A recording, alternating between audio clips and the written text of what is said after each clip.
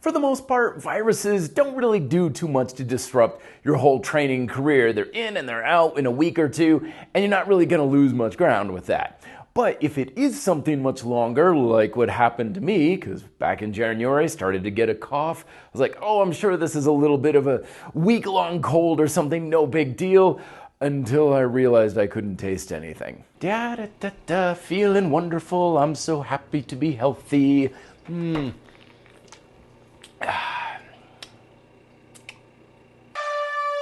So yep, positive result, COVID, quarantine 10 days and everything. And during that 10 days, I mostly got better, but actually COVID for me took 4 whole months to kick. My energy level was really low, no appetite, no desire and motivation to train whatsoever. So imagine like a virus that basically destroys your workouts as you know it for 1/3 of a year.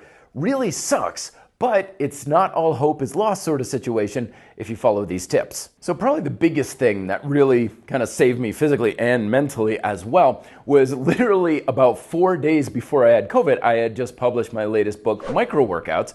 And that's essentially what I did for those 4 months. My workouts on a day-to-day basis were abysmally small, literally a set of maybe like 15 push-ups, and there's my chest workout for the day.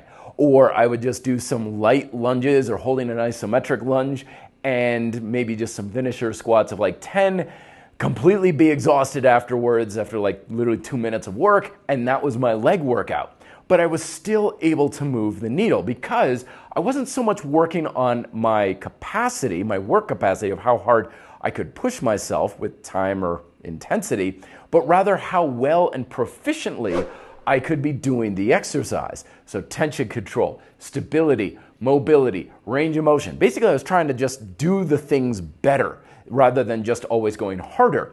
I also used a lot of isometric training for several reasons. The first is that I wasn't at risk of overexerting myself, since it's always a self-regulating aspect with overcoming isometrics.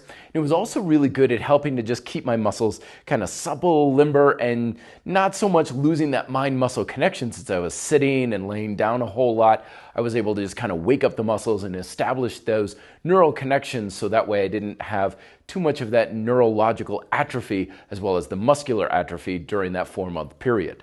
The second thing regarding like diet and stuff that really helped me, of course, was my whole eat to satisfy approach, the healthy eating approach here at Red Delta Project.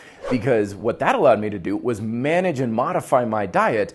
So even though I was basically a slug all day, every day for 4 months, I didn't gain an ounce of body fat.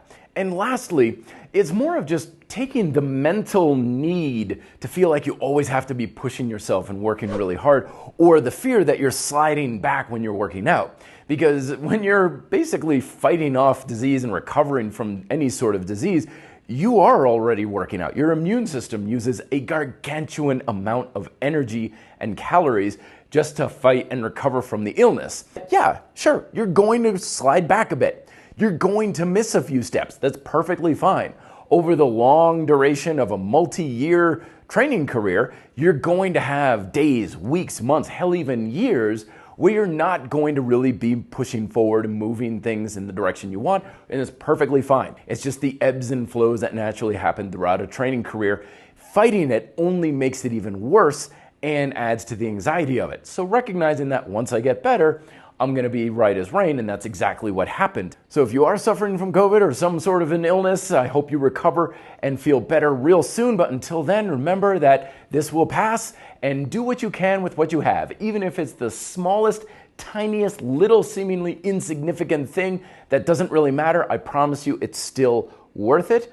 Thank you very much for watching. Be fit and live free.